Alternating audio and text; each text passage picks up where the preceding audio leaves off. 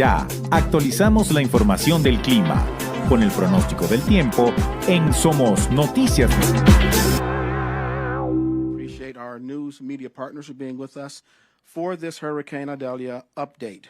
With details of said update will be, of course, Orange County Mayor Jerry Demings. Then we will have Chief Laura Lee Avery for Emergency Operations. Then Orange County Sheriff John Mina is here with us today. Scott Howard, the Executive Director of Communications for Orange County Public Schools. And then Dr. Robert Karch from the Florida Department of Health in Orange County. They will speak in that order, and we will take your questions afterwards. We will begin, of course, with the Mayor. Mayor? All right. Thank you, Dr. Williamson. As we begin today, let me just thank you, the media, for your wide coverage of the storm throughout these past few days. It has been very, very helpful to us getting information out to our residents.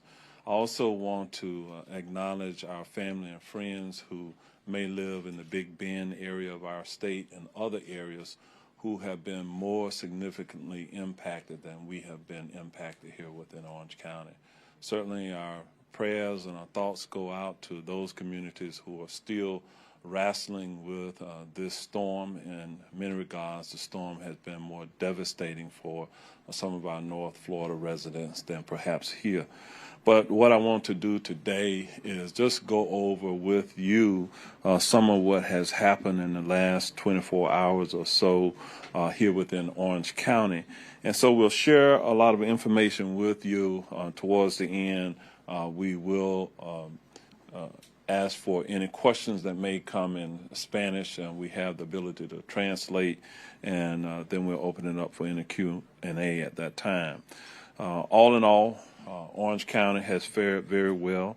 There are no storm-related deaths or major injuries being reported at this time. We also have no major damages being reported within our community at this time. That does not mean, however, that there are not some individuals who incurred minor damage. We have been under a tropical storm warning now for the last 24 hours or so. However, the National Weather Service just moved Orange County to a wind advisory until the squalls are expected to subside here within Orange County. So that's good news. We've been moved down at this point. In parts of Orange County, wind gusts are continued to be expected to exceed the 25 or 35 mile per hour for the next few hours, but there's also a possibility that we could have even higher wind gusts. The Weather Service reports that most of the county here within Orange received somewhere between 1.5 and 2.5 inches of rain, which is pretty good. That's a typical storm that we have to deal with. So as a result of that, we really didn't have any flooding or any of that within our county. Our public works personnel tells us that no streets or roadways were flooded, and there were no down power lines reported to us. We had only one large tree reported down in the Conway area. And when we talk about impacts on our electric utilities, our utility partners, OUC, is reporting there were 28 outages, which is really very, very low. Duke Energy reports that at one point, perhaps at the height of the storm, there were 500 plus outages, but they are now down to 200 or fewer outages at this time, and that number is changing quickly. Of the 740 different traffic signals that we have in Orange County, in unincorporated Orange County, that is, only 9 had any damage, which means that our traffic signals are functioning very well at this time. Our Orange County Fire Rescue Department has done yeoman's work in the last 24 hours. Fire rescue personnel were out this morning rechecking on all of the nursing homes that were visited pre-storm, and they have gone back to those assisted living facilities to make sure that they all have power and that they are all doing well. It should also be noted that 30 Orange County Fire Rescue Department members will be deployed to the Tampa area as part of the state's Urban Search and Rescue Task Force 4. They will be charged with helping with the search and recovery efforts in areas greatly affected by Hurricane Idalia. The 120 team members of Task Force 4 not only includes those first responders from Orange County Fire Rescue, but also from the Seminole County Fire Rescue Department, the Orlando Fire Department, as well as 9 other Central Florida fire departments, and structural engineers will be deployed with the team, and K-9 handlers and medical doctors will be deployed with Task Force 4. FEMA deploys Task Force 4 through the state fire marshal's office, and so we know that that team is going to just do great work, life-saving work to assist others here within the state of Florida. Orange County's 2 general population shelters closed this morning. A total of 151 residents stayed at the 2 shelters that we opened. It should be noted that 90% of the people in the shelters were homeless individuals. So that is something that was important to our entire community, that we wanted to make certain that those who were homeless had a place to go and get out of harm's way as the storm passed through our community.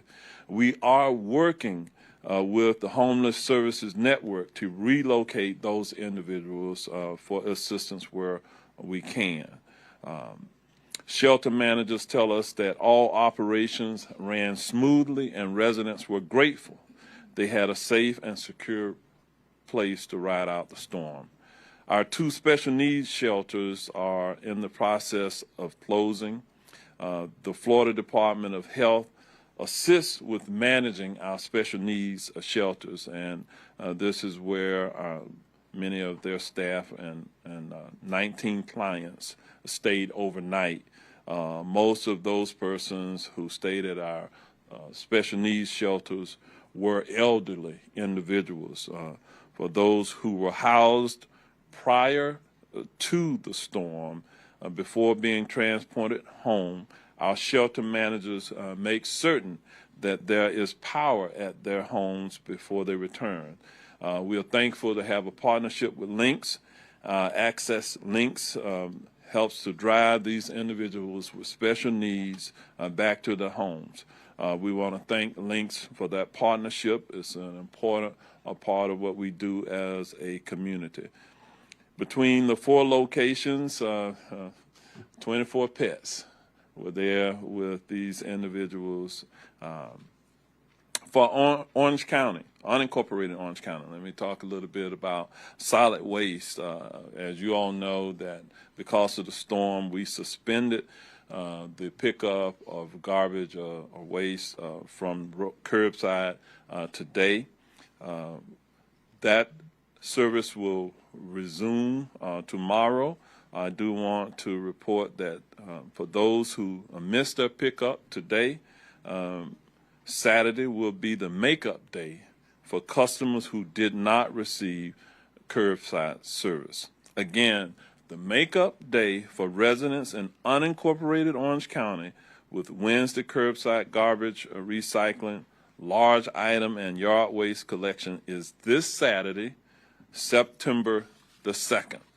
Those with Wednesday services should follow regular curbside guidelines and place materials out at their curb beginning at 6 a.m. on Saturday morning. The Orange County landfill and the transfer stations will reopen for normal business tomorrow under regular operating hours. Now I'll shift and talk a little bit about our parks and recreation. All parks and recreation facilities were assessed this morning for storm damage to see if they are safe to reopen to the public tomorrow. I'm happy to report that we got good inspection reports this morning, and therefore our county campgrounds and boat ramps will open tomorrow at 08 a.m. To find the latest information on Orange County storm response, we will direct you to our webpage that is specifically set up for storm information. That webpage is ocfl.net/Idalia. Want to also mention a few other key things before I turn it over to the next speaker. Orange County government will reopen for normal business tomorrow. That means that for our staff or employees who may be listening to this, that means that our expectation is that you come back to work beginning at your normal shifts beginning at essentially at midnight tonight. That begins our workday tomorrow. So for the team of our county employees who worked, who slept here at the Emergency Operations Center over the last few hours, I'll just have to say thank you to the team for being responsive to the needs of our community. Orange County Head Start will reopen along with the Orange County Public Schools tomorrow. That means that at our facilities, our after-school programs will also resume tomorrow. The Orlando International Airport and the Orlando Executive Airport has reported to us that they have remained open throughout the storm, and so that's good news if you have flights. Our Lynx bus system has returned to normal operations. So if you are one of those individuals who depends on public transit for your major mode of transportation, Lynx is now under normal operations. Sunrail, however, the commuter rail system here within our community, will not return to normal operations until Friday. Friday, they will begin their normal services on Friday morning. And so with that, at this time, I do, before I step off, let me just also recognize my colleagues from the Orange County Board of County Commission. We have Commissioner Uribe, who has joined me, and Commissioner Michael Scott. For the Spanish-speaking media, if there are any questions in Spanish thereafter, save up all hard questions for Commissioner Uribe. She'll be able to translate in Spanish, and Commissioner Scott will be available for one-on-ones. Let me turn it over now to Orange County Sheriff John Mina. At this time, we're going to ask the sheriff to come up and give you an update, and switching the order slightly. Well, good afternoon, and thank you, Mayor. At the Orange County Sheriff's Office, our team at our Emergency Operations Center monitored things throughout the night. Our deputies were out there during the storm to ensure that they were keeping our community safe. Luckily, you know, based on the path of the storm, as was mentioned, we didn't see any major impacts to Orange County. There were no significant storm-related law enforcement incidents that happened here in Orange County. Again, our deputies were out there assessing just minor damage, some downed trees. As was stated, traffic is flowing normally. All the traffic signals are up and working. So what we're doing at the Sheriff's Office, we're in constant communication with areas throughout the state, up in the Big Bend and other areas that may need assistance for their sheriff's offices up there. So we have a team of 40 personnel and equipment that is ready to go should that need come. We do think that that will come here soon. And I think this is just a good reminder and actually a good practice because we're still right in the middle of hurricane season. We have a ways to go, so make sure you have a hurricane plan.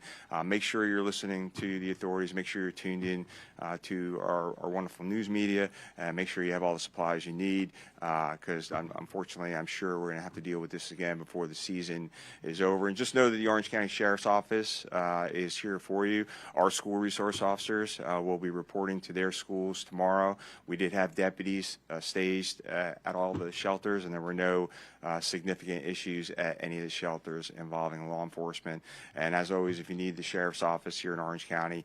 Call either 911 if it's emergency or our non-emergency number. Thank you. I'm going to turn it over to Chief Avery at this time. All right, thank you. So we have weathered this storm, and as Sheriff Mina said, you know, we can never be prepared enough. So this is a good test run to make sure that for the next storm, and I'm sure there will be one, hurricane season does not end until November 30th. So we've got a long way to go. So really right now, I want to thank our news partners. We were up all night watching every station, and each of you are so important. You all have a different aspect of the storm and where we're at. So really appreciative that we were able to monitor all your channels all night long and make sure that we were prepared for any reports that we were getting. But I especially want to talk about my emergency operations staff and all of the partners that supported us. And not every one of them were here. You know, when we talk about homeless services, they're supporting us also with sheltering, or sheriff's office out doing, you know, taking care of our shelters, our public works. We have so many partners that come together. Our emergency operations center, our primary responsibility is for coordination, and information comes in and information comes out so that we are better prepared to respond to any emergency in Orange County. We'll continue to keep our partners up in the Panhandle and keep in touch with them to see if they need any support. But I know they have been severely impacted, so we're staying on track with keeping up with all of that. But just I'll leave you with Orange County, a prepared community is a strong community, and we're not done with hurricane season yet. So stay engaged, stay prepared, and we'll be ready for the next one. And with that, I'm going to turn it over to Scott Howe, Orange County Public Schools. Thank you. Thank you, Chief Avery, and good afternoon, everyone. We hope everyone made it through the storm safely. Certainly, our thoughts at Orange County Public Schools are with those impacted by Hurricane Idalia in the Big Bend area of North Florida. We are very thankful that our schools and facilities avoided any major impacts. All school and district offices will return to normal operations tomorrow, Thursday, August 31st. All after-school activities will resume tomorrow as well. Due to the adjustment in our instructional minutes for this year, students will not have to make up the lost day due to Hurricane Idalia. I know all of our students will be happy to hear that. So they're tuning in, they're clapping right now, I'm sure. A decision on makeup days for our 10 and 11-month employees will be forthcoming. We appreciate all of our employees who assisted in preparing for the storm and helped with the assessments this morning and the cleanup today, throughout the day today. We do look forward to our students and employees returning tomorrow, and we truly appreciate the patience from our families and employees over the past several days as we've had to make these decisions. I want to thank the media, our media partners, for helping to get Orange County Public Schools information out to our community. And we appreciate that partnership and getting the message through. Now I would like to turn it over to Dr. Karsh, Florida Department of Health in Orange County. Thank you, Scott. Good afternoon. The Florida Department of Health, in partnership with Orange County Government and Orange County Health Services, staffed 2 special needs shelters, serving a total of 19 special needs clients. And as Mayor Deming said, home safety is ensured prior to discharge from the special needs centers. I just want to take this opportunity to thank all the staff from Orange County Health Services, as well as all of my colleagues at the Florida Department of Health, for all of their hard work in serving some of Orange County's most vulnerable at these special needs shelters. I also want to take this opportunity to remind citizens of Central Florida to drain standing water around their homes in order to prevent mosquito breeding and to prevent mosquito-borne illnesses that often happen after a storm like this. It's important to drain and cover any area of collected rainwater. Drain and cover. More information can be obtained at our website at www.orange.floridahealth.gov. That's www.orange.floridahealth.gov. And the Florida Department of Health will be open regular hours starting tomorrow. Mayor Dimmons? All right, thank you, Dr. Karsh. Dr. Karsh is a medical doctor, and he is a great partner, one of the great partners we have with the state of Florida. At this time, we're opening up for any questions. Just as a reminder, in the Spanish-speaking media, if you have questions for me or the team, I will ask one of my special assistants, Idalia Torres, to come up and do the translation. And then again, we'll be available for any one-on-ones at the end. We'll open it up for any questions at this time. Steve Hudak.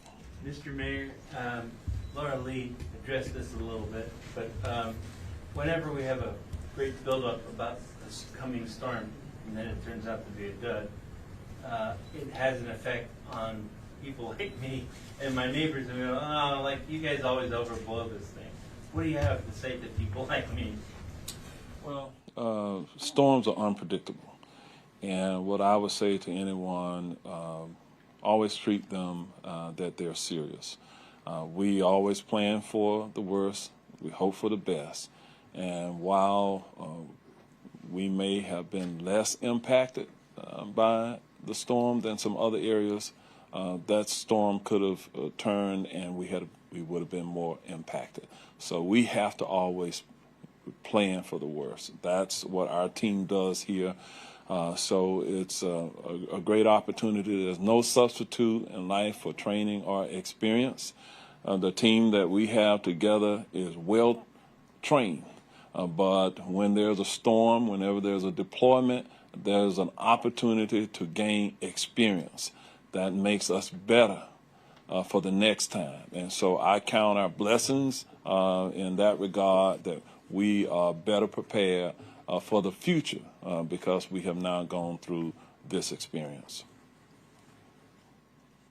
All right, other questions? All right, muchas gracias. Para ampliar más esta información, visita somosnoticias.com.be. Somos Noticias, Televisión.